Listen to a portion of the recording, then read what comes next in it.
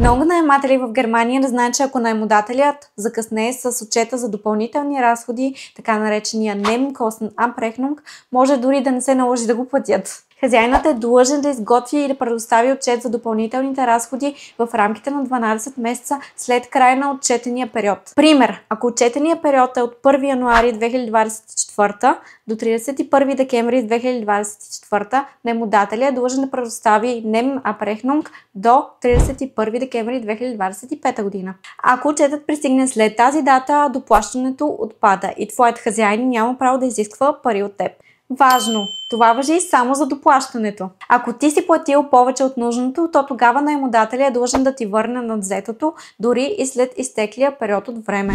Друго нещо, което трябва да знаеш, че отчетният период не трябва да продължава повече от 12 месеца. Ако твоя хазяин се опита да включи друг период от време или да промени датите, това е нарушение. Друго объркващо нещо е, ако си се изнесъл. Срокът отново се брои от края на отчетения период, а не от изнасянето. Ако ти беше полезно това видео, не забравяй да го харесаш, да го споделиш с познат и да ме последваш за още такива.